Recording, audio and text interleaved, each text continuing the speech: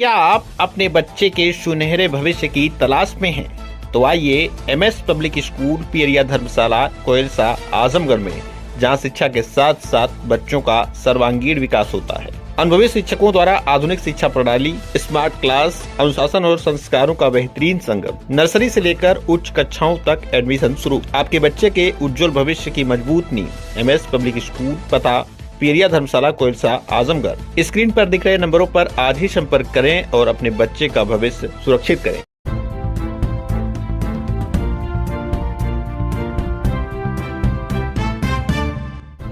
नमस्कार, आप देख रहे हैं तेज न्यूज। मैं हूं आपके साथ विनोद राजभर। आइए शुरू करते हैं खबरों का सिलसिला।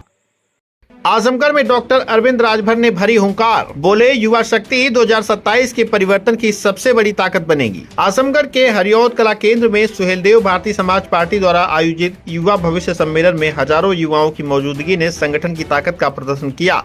सम्मेलन में युवाओं ने संगठन को मजबूत बनाने और आगामी 2027 विधानसभा चुनाव में सक्रिय भूमिका निभाने का भी संकल्प लिया। कार्यक्रम में मुख्य अतिथि के रूप में सुभाषपा के राष्ट्रीय प्रमुख महासचिव डॉक्टर अरविंद राजभर ने अपने संबोधन में कहा कि देश और प्रदेश का भविष्य युवाओं के हाथों में है।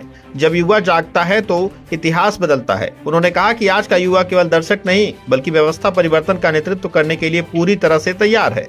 उन्होंने विश्वास जताया कि आजमगढ़ का युवा 2027 के विधानसभा चुनाव में निर्णायक भूमिका निभाएगा। सम्मेलन में विशिष्ट अतिथि के रूप में राष्ट्रीय उपाध्यक्ष हेमंत सिंह ने युवाओं से अनुशासन, संगठन और सेवा की भावना के साथ कार्य करते हुए पार्टी को बूथ स्तर तक मजबूत बनाने का आह्वान किया। कार्यक्रम का नेतृत्व प्रदेश अध्यक्ष रुद्रराजन राजभर एवं युवा मंच के राष्ट्रीय प्रभारी शिखर गुप्ता ने किया। इस अवसर पर प्रदेश प्रमुख महासचिव दीपक सिंह, प्रदेश उपाध्यक्ष जयप्रकाश सिंह, जिलाध्यक्ष पंकज राजभर, सुनील राठी, वकील चौरसिया सहित बड़ी संख्या में पार्टी पदाधिकारी, कार्यकर्ता और गणमान्य नागरिक उपस्थित रहे। सम्मेलन के अंत में सभी युवाओं ने संगठन को और अधिक मजबूत बनाने, समाज के वंचित एवं पिछड़े वर्गों की आवाज को बुलंद करने तथा आगामी विधानसभा चुनाव में सुभाषपा को नई ऊंचाइयों तक पहुँचाने का सामूहिक संकल्प लिया। देश की राजनीति में अब युवाओं को वो आ जाना चाहिए और सिर्फ आना ही नहीं चाहिए, बढ़ चढ़ के उसमें हिस्सा लेना चाहिए। क्योंकि देश में जब जब सामाजिक, शैक्षणिक और राजनीतिक और आर्थिक परिवर्तन हुआ है तो उसकी नींव रखने का काम हमेशा युवा समाज किया है। इतिहास भी इस चीज को बताता है कि इस देश में जब क्रांतिकारी आंदोलन की शुरुआत हुई तो उस समय भी चढ़ बढ़ के युवाओं ने ही भाग लिया था कलकत्ता विश्वविद्यालय से, और 21 नौजवानों ने पूरे देश की व्यवस्था को बदल के रख दिया था। तो उसी प्रकार से आजमगढ़ की धरती से सुहेलदेव भारतीय समाज पार्टी, हमारे राष्ट्रीय प्रभारी श्री शिखर गुप्ता जी, हमारे माननीय प्रदेश अध्यक्ष जी श्री रुद्रराजन राजभर जी के नेतृत्व में हम लोगों ने युवा भविष्य सम्मेलन का आगाज किया है और ये उत्तर प्रदेश के प्रत्येक जनपद में होगा।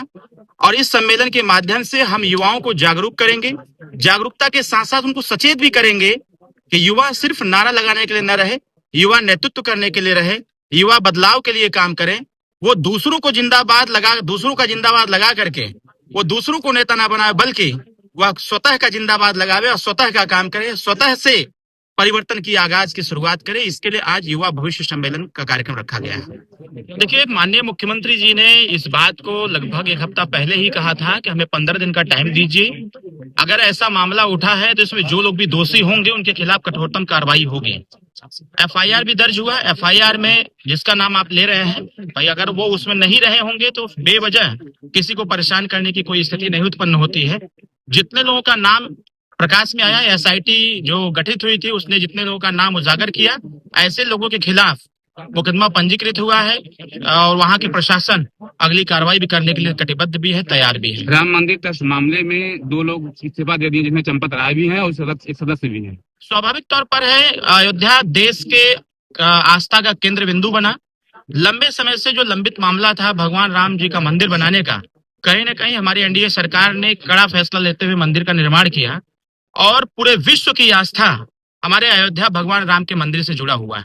उसमें किसी प्रकार की कोई अगर ऐसी स्थिति उत्पन्न होती है जिससे एक आस्था पर कुठाराघात हो, तो स्वाभाविक तौर पर मैं कह सकता हूं कि ऐसे लोगों को जो इस प्रकार के कार्य वहां पर हो रहे थे, ऐसे लोग जो उसका नेतृत्व कर रहे थे, जो लोग उसमें सदस्य हैं, उपाध्यक्ष हैं, अध्यक्ष हैं, ऐसे लोगों को चिन्हित करके स्वतः से हट जाना ही बेटर था। क्योंकि देश की आस्था के साथ कदापि खिलवाड़ बर्दाश्त नहीं है, क्योंकि यह देश संस्कृति और सभ्यताओं का देश है। सपा के राष्ट्रीय अध्यक्ष अखिलेश यादव और केजरीवाल लगातार सवाल दिखा रहे थे कि एसआईटी बिना एफआईआर के बेकार है, कोई मतलब नहीं है उसका, और इतना विलम्ब क्यों हुआ एफआईआर दर्ज करने में? नहीं, देखिए, माननीय मुख्यमंत्री जी ने और सरकार की मंशा स्पष्ट है कि बेवजह जिस प्रकार से आज गरीब तबके के लोग उनकी सरकार में, जिनका नाम आप ले रहे हैं, माननीय अखिलेश यादव जी की सरकार में, घटना चाहे जो भी हो, मुकदमा उनके हिसाब से लिखा जाता था। तो कहीं न कहीं ऐसा मुख्यमंत्री जी ने भी कहा और सरकार भी यह चाह रही थी कि बेवजह किसी के खिलाफ जल्दबाजी में मुकदमा न लिखा जाए। एसआईटी का गठन हुआ, एसआईटी ने रिपोर्ट पेश किया, जितने लोग उसमें इन्वॉल्व रहे, जो मामले उजागर हुआ, जितने इन्वॉल्व हुए, ऐसे लोगों के खिलाफ मुकदमा पंजीकृत किया है। इसमें कोई डिनाई या कोई देरी, कोई प्रश्न नहीं खड़ा करता है। आखिरी सवाल की सुहेलदेव समाज पार्टी के लोग भी अगर छूट करके सपा में मिल रहे हैं, ऐसा विपक्ष बोल रहा है, समाजवादी के लोग बोल रहे हैं। ऐसा कुछ भी नहीं है। सुहेलदेव भारतीय समाज पार्टी का कुनबा तो प्रत्येक दिन बढ़ रहा है और प्रत्येक दिन, आज आप ये देख रहे हैं कि युवा भविष्य सम्मेलन है, आज शुरुआत किया हूं मैं, और यह पूरे प्रदेश में करूंगा। और इसके साथ साथ लखनऊ में प्रत्येक दिन समाजवादी पार्टी, बहुजन समाज पार्टी और कांग्रेस पार्टी छोड़ करके प्रत्येक दिन मिनिमम 100 लोग और मैक्सिमम 1000 लोग सुहेलदेव भारतीय समाज पार्टी की सदस्यता ग्रहण कर रहे हैं। 23 तारीख को बड़े पैमाने पर फिर से एक बार लगभग 600 से ज्यादा संख्या में सुहेलदेव भारतीय समाज पार्टी की सदस्यता ग्रहण कर रहे हैं। समाजवादी पार्टी के नेता और उनके कार्यकर्ता पुराने फोटो को बार बार सोशल मीडिया पर डाल करके कह रहे हैं कि इन्होंने ज्वाइन कर लिया, उन्होंने ज्वाइन कर लिया, जबकि वो लोग बहुत पहले से एक अपनी छोटी सी पार्टी का नामकरण किया। नामकरण करके ये दावा करते हैं कि हम अखिलेश से गठबंधन करते हैं। जो गठबंधन का दावा करते हैं, उन्हीं के दल के लोग समाजवादी पार्टी में सम्मिलित होने का भी दावा कर रहे हैं। सुहेलदेव भारतीय समाज पार्टी का कुनबा मजबूत है, बढ़ता चला जा रहा है, कोई टूटन नहीं है, क्योंकि आगे मैं खड़ा हूँ। अतरौलिया से कौन प्रत्याशी हो सकता है? देखिए, हम लोग तो पूरे प्रदेश में चुनाव की तैयारी में लगे हुए हैं। 63 सीट की तैयारी है। अतरौलिया से हम लोगों ने लगा रखा है। आने वाले समयों में प्रभारी भी अभी मैंने बनाया है, कोऑर्डिनेटर श्री अरुण राजभर जी को, और वहां सह कोऑर्डिनेटर राजकुमार गुप्ता को बना रखा है। आने वाले समयों में वो भी उजागर हो जाएगा कि चुनाव कौन वहां से लड़ेगा। ठीक।